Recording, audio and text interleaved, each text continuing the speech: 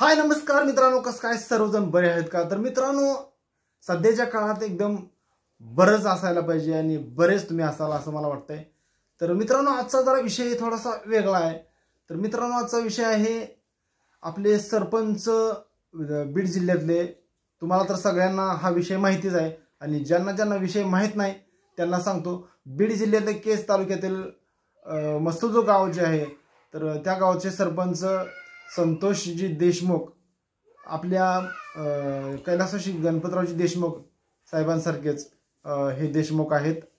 तर आणि कार्य सुद्धा यांच्यासारखंच करत होते. तर त्यांचं झालेलं आहे अपहरण आणि अपहरण होऊन सुद्धा त्यांचा मृत्यू झालेला आहे. तर मृत्यू कसा झाला, काय झाला हे सांगतो तुम्हाला, पण व्हिडिओ शेवटपर्यंत बघा.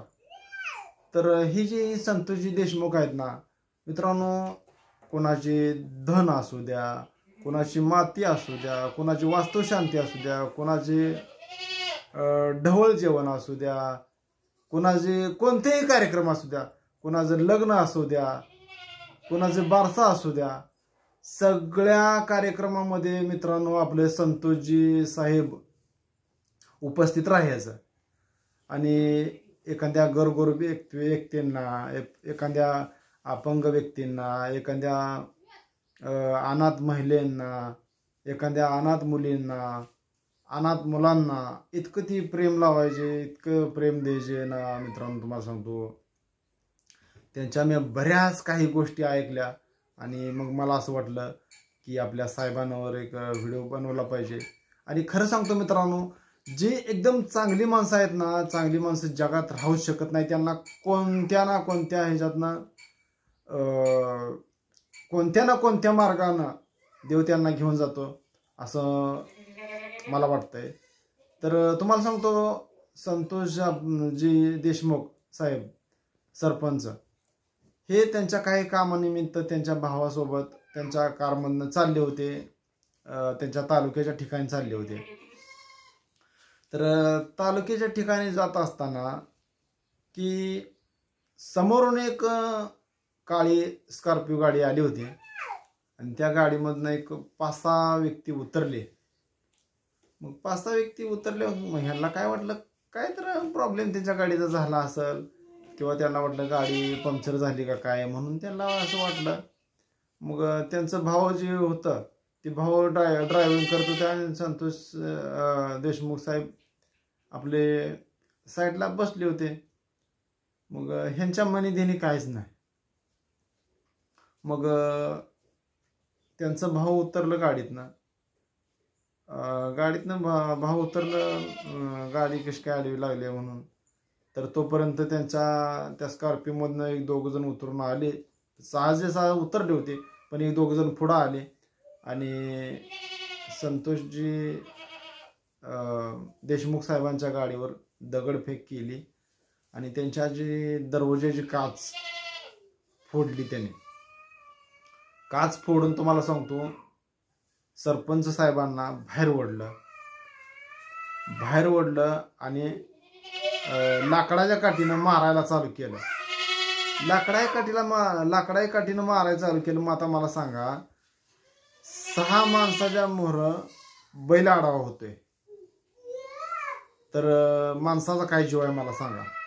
सरपंच जरी असेल आणि आमदार जर असेल आणि खासदार जर असेल, मुख्यमंत्री असेल, तर मग एवढ्या माणसांच्या पुढं आणि तिथं कोणी नव्हतं त्या मार्गावर, मग तेवढ्यात तिथं तसं त्याने कोण नसलेलं बघून फायदा घेऊन त्याने मारहाण करून त्यांना उचलून नेलं, त्यांच्या गाडीत बसवलं आणि मग गाडीत त्यांनी तालुक्याच्या मार्गाने गाडी फास्ट गाडी पळवल्यावर ना त्यांच्या सख्या भावानं पोलिसांमध्ये कॉल केलं आणि सांगितलं, बाबा असं आम्ही 2 जण भाऊ कामानिमित्त चाललो होतो आणि मग तिथं गाडी आली आणि आम्हाला अडवलं आणि खाली उतरून त्यांनी माझ्या भावाला काठीनं मारलं, हानमार केली आणि डायरेक्ट उचलून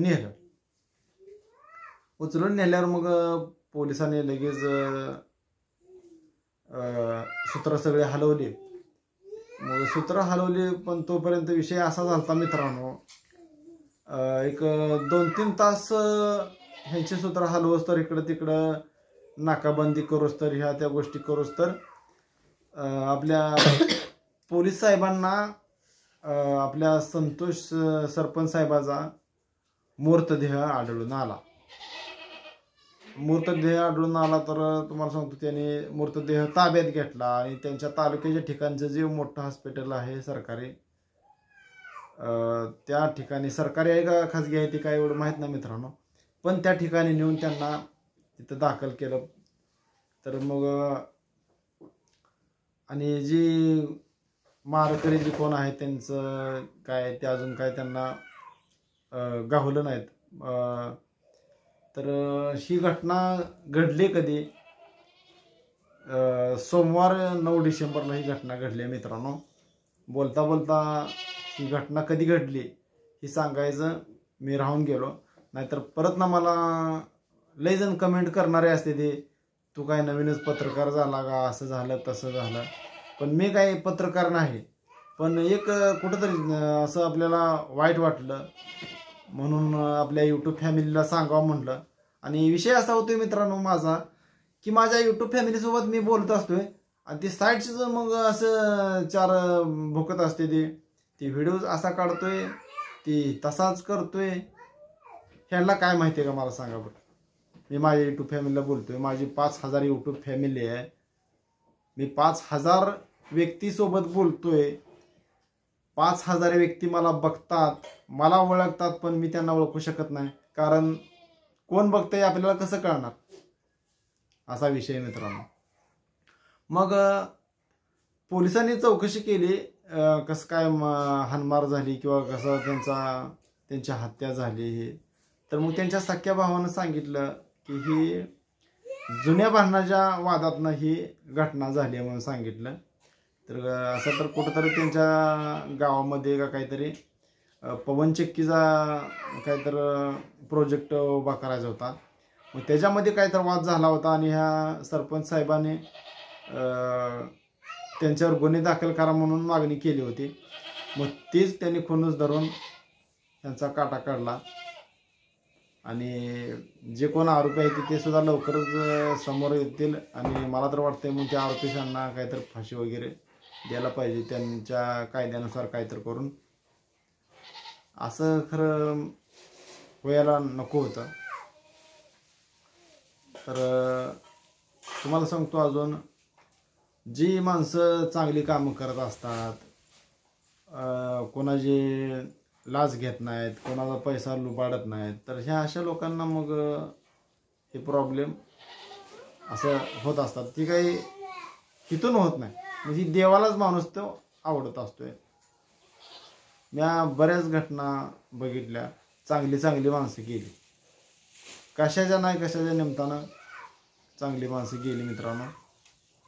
मग समाजात आपण कसं राहायचं, कसं वागायचं, काय हे आपल्या पण स्वतःनं ठरवायचं असते. उगाच काय कमेंट करून कुठं काय करून वाईट बोलून कमेंटमध्ये काही जीवन बदलत नसते, आमचं जीवन किंवा तुमचं जीवन बदलत नसते.